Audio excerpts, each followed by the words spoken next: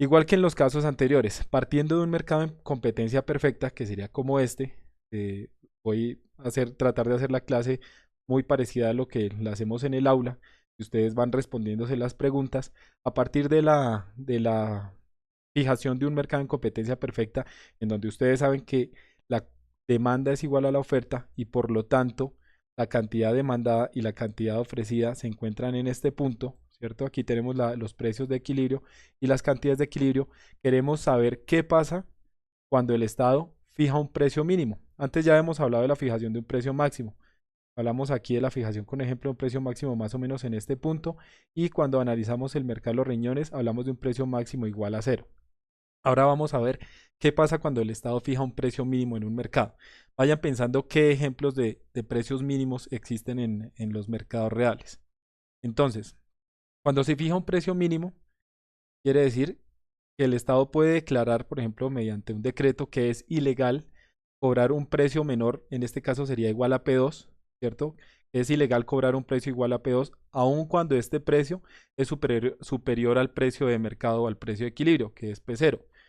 Entonces todos los oferentes, las empresas, deben cobrar P2 o un precio superior. Entonces en ese punto, acá tenemos en el punto en el que se corta nuestro precio, nuevo precio con la curva de demanda y nuestro nuevo precio con la curva de oferta. ¿Qué sucede? Perdón, aquí es curva, aquí se corta con la curva de oferta. Aquí no es en este punto, sino en este punto. ¿Qué sucede? Como el precio aumentó, vamos a separar los efectos. Como el precio aumentó, los consumidores ahora están dispuestos a demandar una cantidad inferior del precio. Por eso se pasa de esta cantidad, perdón, de esta cantidad a esta cantidad, ¿cierto? En la demanda. Mire cómo se traslada la cantidad demandada de acá hasta acá, porque el precio aumenta. Nosotros sabemos que la relación entre precio y cantidad demandada es inversa. Cuando aumenta el precio, la cantidad demandada disminuye. Es lo que ocurre en este caso. Y cuando aumenta el precio, los oferentes tienen un incentivo para ofrecer o para producir más. La cantidad demandada, perdón, la cantidad ofrecida pasaría a este punto. Pero aquí hay un cambio, digamos, fundamental con la fijación de los precios máximos. No siempre los oferentes van a producir esta cantidad. Si los oferentes tienen una previsión de cómo es la estructura de su mercado, saben que si van a producir esta cantidad, que sería una sobreoferta, un exceso, que estaría representado por este segmento, ¿cierto?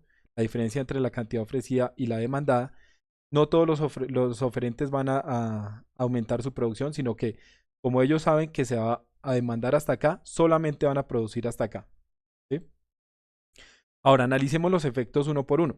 ¿Qué pasa con el excedente del consumidor? Entonces, el excedente del consumidor o los cambios en el excedente del consumidor estarían dados por este rectángulo en A, que sería una pérdida de excedente del consumidor, ¿cierto? Por los consumidores que aún siguen consumiendo el bien, que pueden acceder a él, pero ahora pagan un mayor precio. Recordemos que el excedente del consumidor se mide por la diferencia entre la disponibilidad a pagar, que está dada por la curva de demanda, esta es nuestra disponibilidad a pagar, y por lo que realmente se paga, que inicialmente en equilibrio era esta línea, este era el precio que se pagaba. Como el precio aumentó, ahora esto es lo que se paga. Quiere decir que ahora los consumidores que siguen consumiendo el producto ahora pagan un precio más alto, por lo cual ven por esa medida una pérdida de su excedente equivalente al rectángulo A. ¿Qué ocurre? ¿Qué otro efecto ocurre? Está este triángulo B que representa la pérdida de excedente de los consumidores que ahora no pueden comprar el bien. Entonces, como la producción llega hasta acá, ¿cierto? Estos consumidores que antes sí lo podían comprar, ¿cierto? ¿Y por qué lo podían comprar? Porque su disponibilidad a pagar estaba por encima del precio de mercado. Ahora su disponibilidad a pagar está por debajo del nuevo precio de mercado. Por eso ya no adquieren el bien. Eso representa una pérdida del excedente conjunto de los consumidores. Por este triángulo B, que son los consumidores que ya no pueden adquirir el producto del que estamos hablando. Entonces tenemos que el excedente del consumidor es igual a menos A, que es una pérdida de excedente, menos B, que es otra pérdida del excedente del consumidor. Ahora, ¿qué pasa con el excedente del productor? Entonces, el excedente del productor aumenta para aquellos productores que ahora pueden cobrar un precio superior por este bien. Los que todavía pueden vender, que es este punto, ahora pueden venderlo a un precio mayor, que pasó de P sub 0 a P sub 2. Ahora estos productores hasta este punto no venden a este precio, sino que venden a este precio. Es decir, la diferencia entre el precio establecido y la línea de oferta, que como ya hemos hablado en una clase, equivale al costo marginal de producirlo y al costo mínimo de producirlo. Esta diferencia es el excedente del consumidor. Ahora aumentó en A. Pero también ocurre algo, que ahora hay unos productores que están representados por este C que ya no están vendiendo en el mercado. ¿Por qué? Porque la demanda solamente llega hasta acá. Estos productores que antes sí vendían, cuando este era el equilibrio, ahora ya no venden, ya no pueden vender su producto en el mercado porque nadie lo va a demandar. Quiere decir que hay una pérdida del excedente del productor por estos productores que salen del mercado o por los productores que tienen que producir menos. Entonces el excedente del productor estaría dado por una ganancia, que sería A, es una ganancia en el excedente del productor, menos la pérdida del excedente del productor, que sería C. ¿Listo? Hasta ahí es muy parecido al ejercicio que habíamos visto de los precios máximos, ahora con precios mínimos. Ahora, ¿cuál es la pérdida irrecuperable de eficiencia en este mercado? Entonces tenemos todos los segmentos de ganancia y pérdida.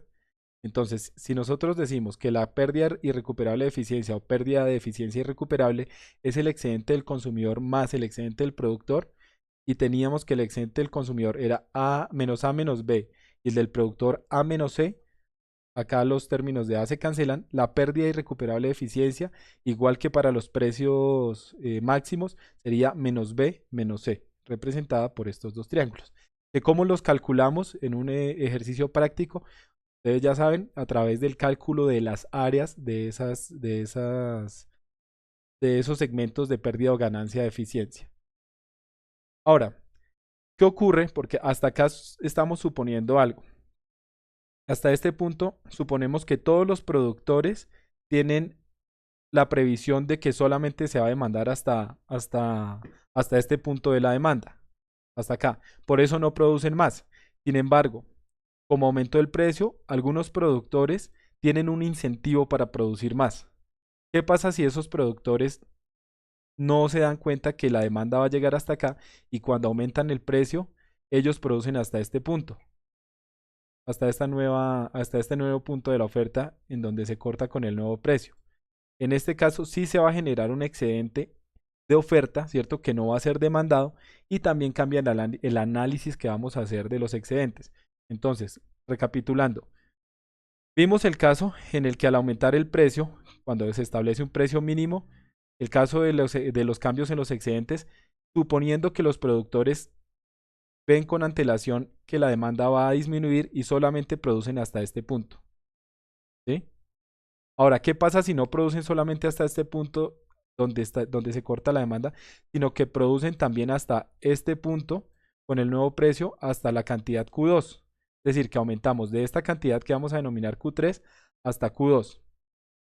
¿Cómo cambian los excedentes? Entonces tenemos esta nueva gráfica y vamos a ver excedente por excedente. Nuevamente, el de los consumidores sería menos A, porque es los consumidores que pagan un precio más alto, menos B por los consumidores que ahora tienen que salir del mercado, que no pueden adquirir el producto, perdón, y ahora el excedente del productor quedaría así, sería más A, ¿cierto? Por los productores que ahora reciben un mayor precio, C por los productores que tienen que salir del mercado y ahora tenemos esta nueva área denominada D.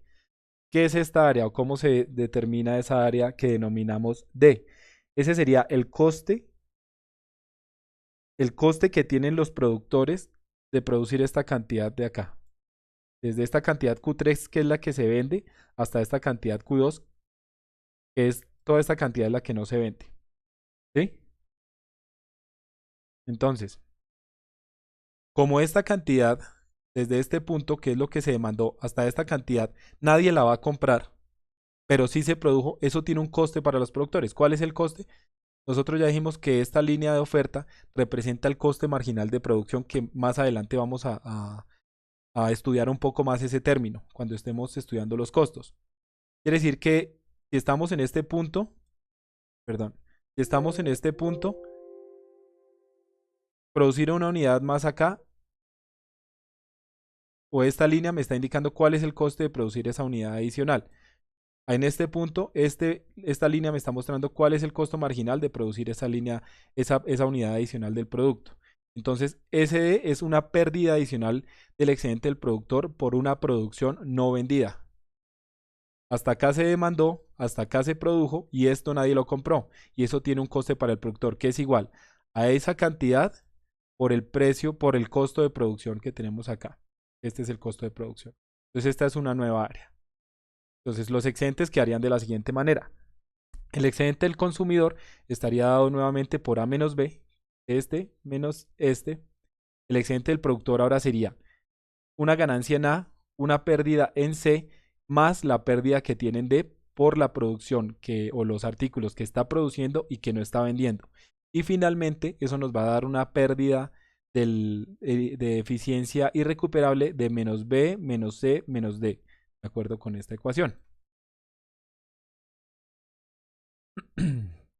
Vamos a mirarlo con un ejemplo para entenderlo un poquito mejor. A ver, lo ponemos aquí. Este es el mismo, exactamente la misma gráfica. Entonces, vamos a hacerlo con un ejemplo numérico como siempre lo hemos hecho. Vamos a tomar las ecuaciones que ya habíamos trabajado en un ejemplo anterior. Vamos a poner acá. Entonces, en uno de los ejemplos habíamos dicho que la cantidad demandada era igual a 18 menos 3 por el precio. Sabemos que es la demanda porque hay una relación negativa entre el precio y la cantidad. Y que la cantidad ofrecida era igual a menos 6 más 9p. Menos 6 más 9p. ¿Sí se acuerdan de este ejemplo? Listo. Entonces, de acuerdo con esto, o para hallar primero las variables de equilibrio, para hallar este punto de equilibrio de acá, entonces sabemos que tenemos que igualar la oferta y la demanda. Entonces, la oferta y la demanda se igualarían así. 18 menos 3p igual a menos 6 más 9p. ¿Sí? ¿A qué sería igual eso? Pasamos los términos hacia un solo lado para despejar p. Entonces, por pasos nos quedaría 18 menos 9 igual a a 9p más 3p. Eso sería igual a 9 igual a 12p. Entonces, aquí simplemente estamos pasando el 6 a sumar a este lado y el 3 a sumar al otro lado. Y esto sería igual,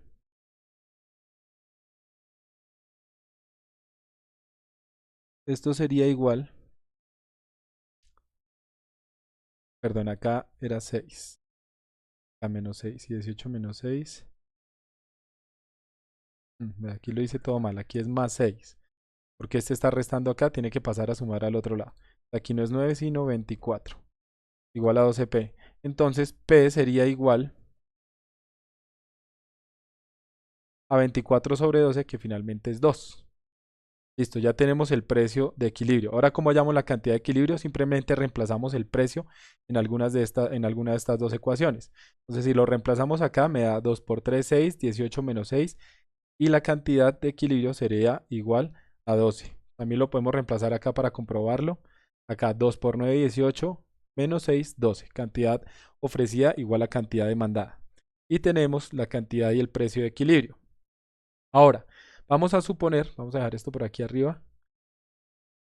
Vamos a suponer que a partir de este equilibrio, el Estado fija un precio mínimo igual a 3, es decir, superior al de equilibrio. Más o menos como está acá. Si suponemos que aquí está el 12, venga, lo escribimos acá. Este sería el precio de equilibrio que sería 12. Perdón, 2.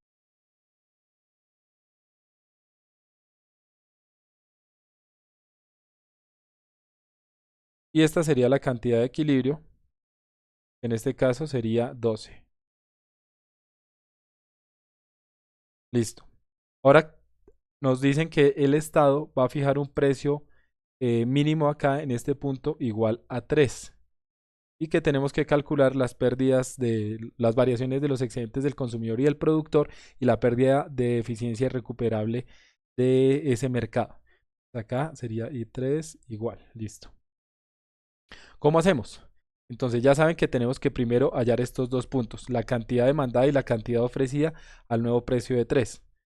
¿Cómo hacemos eso? Simplemente reemplazamos el nuevo precio en las ecuaciones de oferta y demanda, que son estas. Entonces me quedaría así. Cantidad demandada sería igual a 18 menos 3 por 3. Y en la cantidad ofrecida, cantidad ofrecida igual a menos 6 más 9 por 3. Listo. Hacemos las operaciones y eso les va a dar que en el caso de la cantidad demandada, que eso es igual,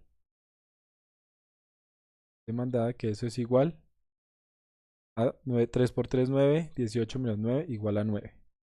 Y en la cantidad ofrecida, eso sería igual a 27 menos 6, 21. ¿Listo? Entonces ya tenemos los nuevos puntos aquí. Este equivale a 9. 9. Pongámoslo aquí abajo para que sería igual a 9. Y este sería igual a 21.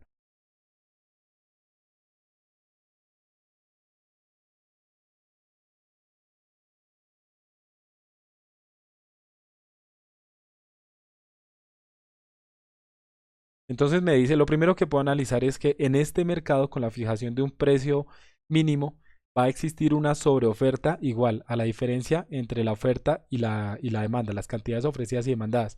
Y aquí por encima ya puedo ver que la sobreoferta va a ser de 12, que sería 21 menos 9. Es decir, en ese mercado al precio de 3 solamente se demandarían 9 unidades o 9.000 unidades o 9 millones de unidades y se ofrecerían 21.000 unidades o 21 millones de unidades o 21 unidades. En las unidades que esté. Entonces ya sé de cuánto va a ser la sobreoferta, de acuerdo con el reemplazo que hicimos del precio en las ecuaciones. Ahora queremos saber cómo cambian los excedentes del productor y el consumidor en esos casos. Entonces tenemos que hallar las diferentes áreas. Entonces tenemos el área de A vendría siendo igual. Entonces ustedes ya saben que es el área de un rectángulo lado por lado. Y tenemos que este lado mide 3 menos 2, este lado mide 1, sería 1 por, y este lado mide desde 0 hasta 9. Entonces 1 por 9. Eso es igual a 9. ¿Cuánto sería el área de B? B sería igual a ese es alto, la base por altura sobre 2, que sería este 1 por, ¿cuánto mide esta base?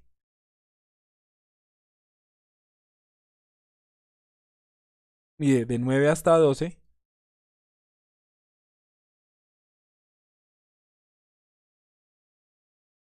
de 9 hasta 12 que es equivalente a 3.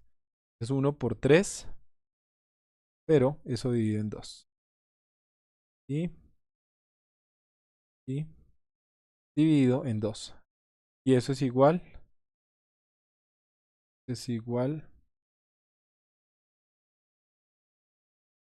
a 1.5. Listo. Ahora viene una poquito más complicada. ¿A cuánto es equivalente C? En C tenemos esta medida, que es el mismo 3, que es 12 menos 9, pero no tenemos esta medida. ¿Cómo hacemos para hallar esta medida? Tenemos que saber cuál es el precio en la curva de oferta cuando la cantidad equivale a 9. ¿Cómo? Reemplazando nuestra función de oferta, que es Q, cantidad ofrecida igual a menos 6 más 9P. Vamos a hacer por aquí encimita para tenerlo aparte. Entonces, si tenemos que nuestra ecuación de oferta es menos 6 más 9P, simplemente reemplazamos la cantidad que ya la tenemos, que es 9, en nuestra curva de oferta. Entonces quedaría 9 igual a menos 6 más 9 de P. para poder establecer cuánto vale el precio en ese punto. ¿A qué es igual eso? Simplemente tenemos que despejar. El 6 pasa a sumar al otro lado, entonces quedaría 15 igual a 9p. Ahora, simplemente el 9 que está multiplicando pasa a dividir, ¿cierto? Y nos quedaría que eso es igual a 15 dividido en 9. Eso es 1.6. Es decir, el precio es igual a 1.6666. Ese es el precio equivalente en este punto. Escribir acá. 1.666. Acá. Listo. Ahora sí, podemos hallar el área de C. ¿A qué equivale el área de C? Base por altura sobre 2. Entonces, la base, que es 3, por la altura, que sería este segmento, es decir, 2 menos 1.6. Eso equivale, si lo hacemos así exactamente, equivaldría a 2 menos 1.6667. Eso es más o menos 0,03. Esto dividido en 2. ¿No? Ya que es igual eso. Entonces, 3 por 0.333 dividido en 2. Esto es igual a 0,49999, que por aproximación podemos decir que es igual a 0,5. Entonces ya tenemos el área también de B calculada. Listo. Ahora, vamos a calcular el área de D, que es la pérdida que sufren los productores que no pueden vender su producto, que se quedan con él, y es equivalente al coste de producción de esos productos. Aquí hay dos formas de hacerlo. Podemos aplicar una fórmula para hallar el área del trapezoide o podemos dividirlo en figuras geométricas. Si ustedes se dan cuenta, acá tenemos un rectángulo en esta parte y tenemos un triángulo en esta parte. Simplemente lo que hacemos es hallarlas por separado y sumarlas. Es mucho más fácil. Entonces, el área del rectángulo sería, esta es la altura o el lado, que sería 1.666 por este lado, que sería 21 menos 9, ¿cierto? Que es equivalente a 12,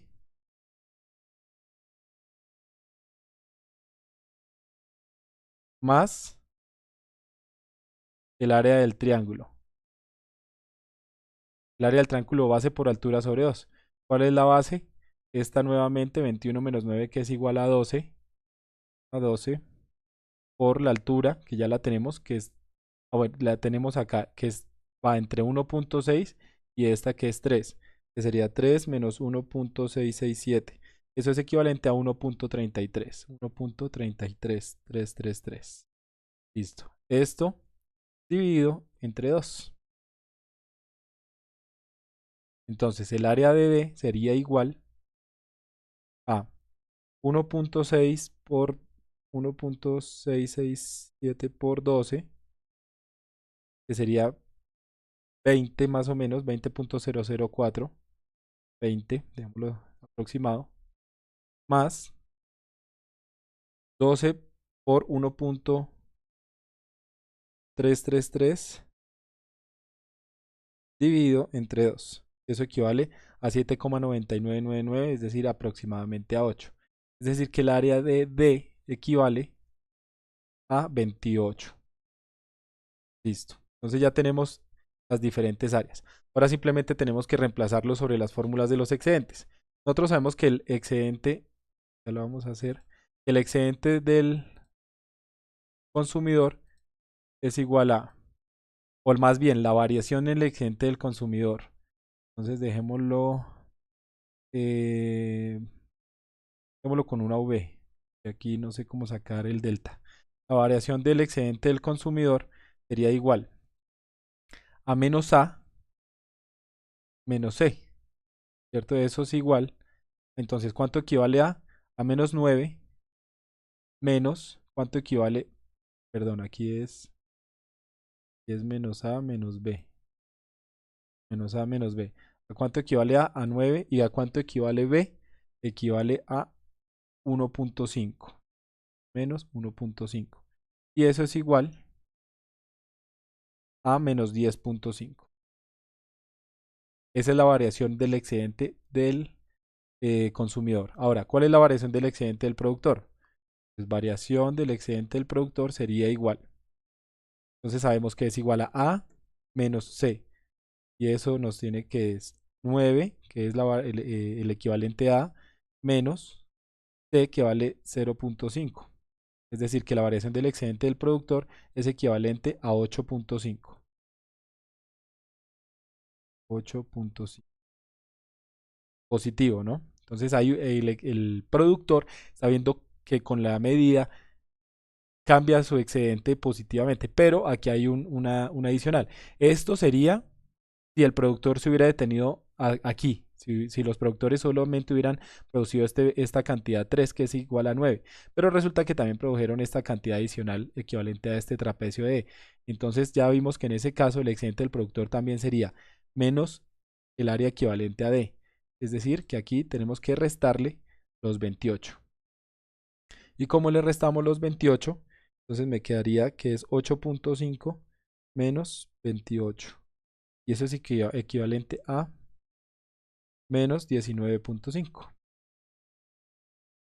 Entonces, ¿qué diferencia tenemos acá con la definición de los precios máximos del anterior ejemplo de medidas? Que en los precios máximos el productor era quien determinaba la cantidad de mercado, porque al definir un precio máximo, por ejemplo en esta gráfica, si el precio de equilibrio era este y el precio máximo estaba establecido hasta acá, aquí hubiese existido un exceso de demanda, pero ese exceso de demanda no significaba nada porque por más que quisieran demandar, los consumidores no iban a poder hacerlo. En cambio, en los precios mínimos, los oferentes sí pueden llegar hasta este punto, pueden llegar a producir muchísimo más de lo que se está demandando, a crear esta sobreoferta de 12 que vimos acá. En ese caso, aparte de estos costos o estas variaciones en los excedentes, te va a adicionar esta otra variación equivalente a D por la producción que no se está vendiendo. Entonces hay una pérdida de eficiencia muchísimo más grande que cuando se fija un precio, hay una pérdida de excedente más grande cuando se fija un precio mínimo que cuando se fija un precio máximo. ¿Sí? Aquí estamos fijando un precio mínimo, que es 3, no se puede cobrar menos de eso. Y en los anteriores ejemplos veíamos que se fijaba un precio máximo que no se podía cobrar más de eso.